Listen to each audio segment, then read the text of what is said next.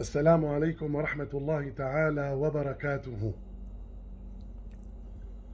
بسم الله الرحمن الرحيم.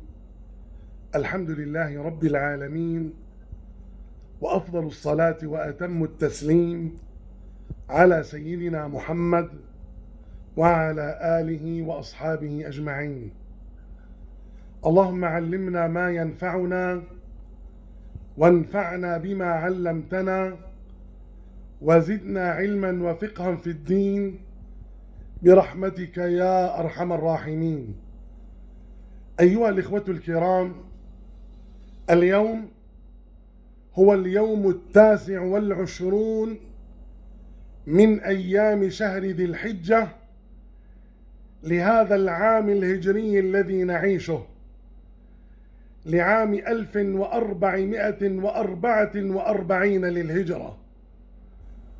وربما يكون غدا أيها الإخوة الكرام هو اليوم 30 من أيام شهر ذي الحجة لهذا العام الهجري الذي نعيشه، وإما أن يكون هو اليوم الأول من أيام شهر الله المحرم لهذا العام الهجري الجديد، لعام 1445 للهجرة.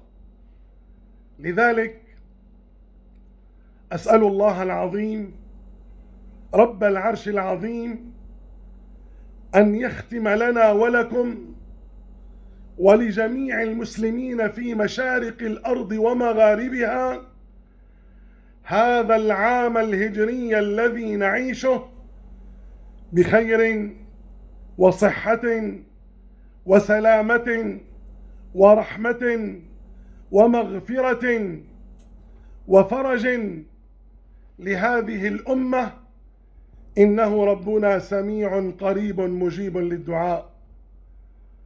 وأسأله تعالى أن يجعل هذا العام الهجري الجديد عام خير ونصر وفرج ويمن وبركة لهذه الأمة، إنه ربنا سميع قريب مجيب للدعاء.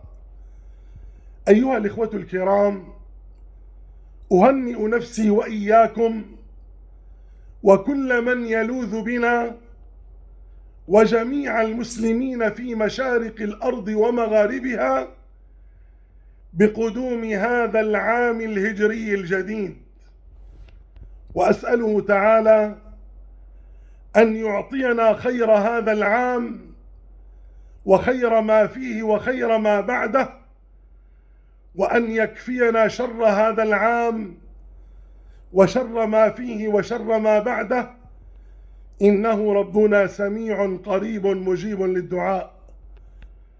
وأقول لكم جميعا: كل عام وأنتم إلى الله أقرب، وكل عام وأنتم على طاعته أدوم، وكل عام وأنتم بألف ألف خير.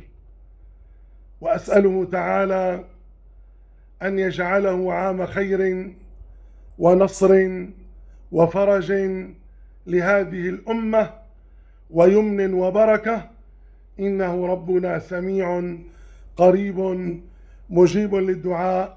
وكل عام وأنتم بخير، والسلام عليكم ورحمة الله تعالى وبركاته.